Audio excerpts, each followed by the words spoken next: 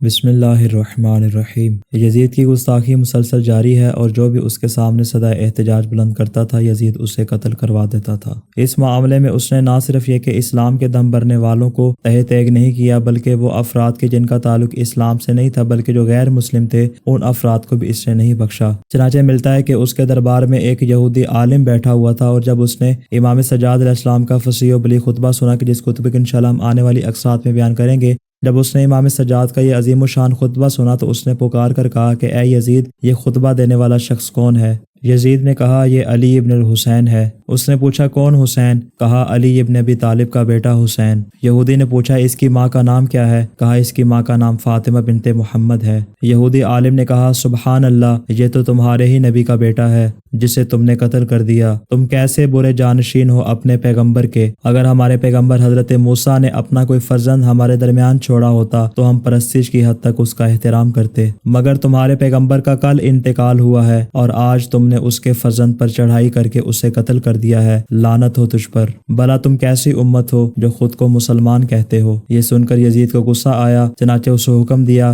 کہ دربار میں سب کے سامنے اسے مارا جائے۔ چنانچہ جب اسے سب کے سامنے مارا گیا تو وہ کھڑا ہو گیا اور اس نے کہا کہ اگر تم مجھے مارنا چاہتے ہو تو مجھے اس کی کوئی فکر نہیں، کیونکہ میں نے تورات میں پڑھا ہے کہ جو شخص اولاد پیغمبر کو قتل کرتا ہے وہ ملعون ابدی ہے اور اس کا ٹھکانہ جہنم ہے۔ اسی طرح وہ افراد کے جنہوں نے صدائے احتجاج بلند کی اور یزید کے اس عمل پر اعتراض کیا، ان میں ایک سفیر روم بھی تھا جو اس دل خراش منظر کو دیکھ رہا تھا۔ اس نے یزید سے پوچھا اے یزید، یہ کس کا سر ہے کہ جس کی تو توہین کر رہا ہے؟ یزید نے تعجب کے عالم میں پوچھا بھلا تم مجھ سے یہ کیوں پوچھ رہے ہو؟ تو سفیر نے کہا کہ جب میں روم واپس جاؤں گا اور جب تمہارے دربار کے حالات کے بارے میں مجھ سے پوچھا جائے گا تو مجھے اس ماجرا کی مسرت اور شادمانی کی وجہ معلوم ہونی چاہیے تاکہ میں بادشاہ روم کو بتاؤں اور وہ بھی تمہاری اس خوشی میں شریک ہو جائے۔ یزید نے کہا کہ یہ حسین ابن فاطمہ بنت محمد کا سر ہے۔ سفیر نے کہا وہی محمد جو تمہارے پیغمبر ہیں؟ یزید نے کہا ہاں۔ سفیر نے کہا اس کے والد کا نام کیا ہے؟ یزید نے کہا علی ابن ابی طالب، جو محمد کا چچا زاد بھائی اور داماد ہے۔ تب سفیر نے کہا کہ تم برباد ہو جاؤ اسی دین کے ساتھ کہ جسے تم نے اختیار کیا ہوا ہے۔ تم سے بہتر تو ہمارا دین ہے، کیونکہ میرے والد حضرت داؤد کے پوتے پڑ پوتے ہیں اور میرے اور حضرت داؤد کے درمیان کئی ایک نسلوں کا فاصلہ ہے، لیکن میرے دین کے لوگ